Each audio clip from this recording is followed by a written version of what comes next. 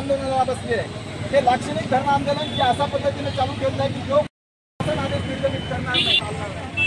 आणि याही व्यतिरिक्त जाऊन याचं दुसरं रूप अंतर्गत आता अंधकार आंदोलनामध्ये जातं. हे महाराष्ट्र राज्यामध्ये जवळपास 63,000 शिक्षक या संस्थेवर नोकरी करत फक्त शाल आणि पिपळ घेऊन त्यांनी रिटायरमेंट घेतली आहे.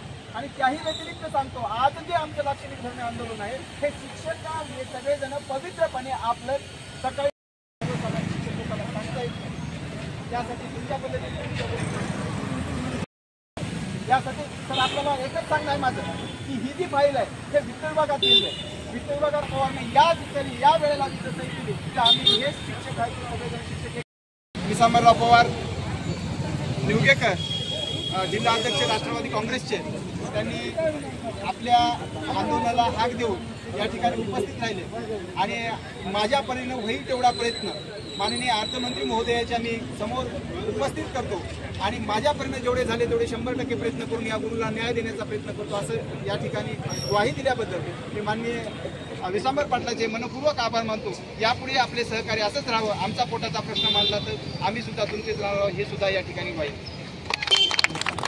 शाळेतील शिक्षकांचा व शिक्षक कर्मचाऱ्यांचा 1 जानेवारी 2024 पासून विना अट प्रतिवर्षी टप्पा लागू करण्यासाठी जिल्हाधिकारी कार्यालयासमोर व महाराष्ट्रातील सर्व जिल्हाधिकारी कार्यालयासमोर धरणे आंदोलन सर्व गुरुजन वर्ग करत आहे आणि ते विद्यादानाचं पवित्र काम करून करत आहे. आणि त्यांचा जे प्रश्न आहे वास्तविक पाहता मला कालच आमचे अर्धापूरचे तालुका शहराध्यक्ष संदीप राऊत व तेथील त्यांचे मित्र शिक्षक असणारे मेटकर सर यांच्या माध्यमातून कळाला. आणि एक आपण कालच ग्रुप झाले आपण एक समाजाचे राजकारणातील असू द्या अशा असू द्या त्यामुळं शिक्षकांचं काय देणं लागतो या भावनेतून आम्ही या ठिकाणी आलो आणि त्यांच्या भावना आम्ही समजून घेतल्या. आणि हे विशेष करून आमचे राष्ट्रवादीचे राष्ट्रीय अध्यक्ष अजितदादा पवार यांच्याकडेच अर्थमंत्री यांच्याकडेच विषय प्रलंबित असल्याचं आज मला कळालं. यासाठी मी आजच ठिकाणी अजितदादा यांना हे पत्र पूर्ण पाठवून या संदर्भात मी त्यांच्याशी चर्चा करतो. ऑलरेडी त्यांच्यापर्यंत आमचे विक्रमजी काळेसाहेब आहेत हे पाठपुरावा करतच आहेत. अनेक शिक्षक आमदार देखील करत आहेत. अनेक आमदार लोकप्रतिनिधी करत आहेत. सरांनी आताच सांगितलं की मुख्यमंत्री देखील कालच त्यांची आणि यांच्या शिष्टमंडळाची भेट झालेली आहे. लवकरच तोडगा निघाल.